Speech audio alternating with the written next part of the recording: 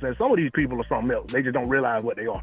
You know what I'm saying? Mm-hmm. But to me, I just feel like, you know what I'm saying, like if you really want to fight, you don't keep putting up roadblocks saying that a guy needs to do the X, Y, Z to get to the fight. And I'm not saying it's Spence. I'm talking about some of these fans, some of the stuff they say. You know, and I'm gonna say this, man, before I get off. You know what I'm saying? Unless you got anything else to ask me, I said this many a times. This fight is as big as it is because of both of these fighters. When Terrence Crawford touched the welterweight division, this fight was, as soon as it was realized that Keith Thurman wasn't going to be the guy, right, and it was going to be Errol Spence that was going to be the man, as soon as that fight started being kicked around, there wasn't a bigger fight at 147 for Errol Spence Jr. There wasn't a bigger fight at 147 for Terrence Crawford. That hasn't changed. No fight has. I've heard some clowns come on the internet and say that Spence versus Boots is the biggest fight at 147. What? You know what I'm saying? But they are what I just said, clowns. You know, those are the same clowns that picked Kell Brook to stop Terrence Crawford. And then when Terrence Crawford went out and beat him, they took credit away from him. Damn. You know what I'm saying? Same clown picked Sean Porter to beat Terrence Crawford. And then when he stopped him, all they want to talk about is Kenny Porter. You know, so he ain't gonna get no credit. I don't. Right. So my whole point is that there is not a bigger fight at 147. It hasn't been since these guys both win the division at the same time. That's because of both guys. You can sit there all day and run down pay-per-view numbers. You can sit there all day and talk about attendance. You can sit there all day and talk about strength of schedule.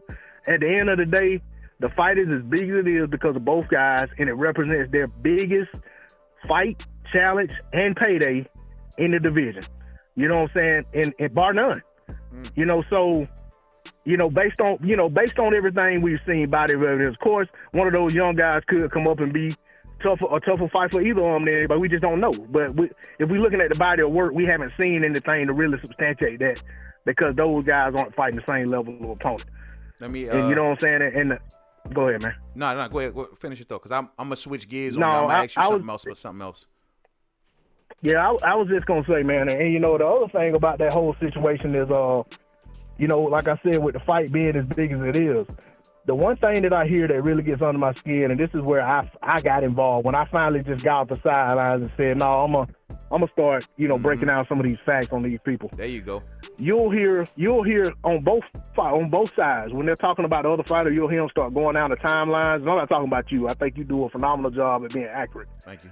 But you'll hear them start going down the timeline and start trying to break down and dissect what the other fighter could have done and should have done but didn't do.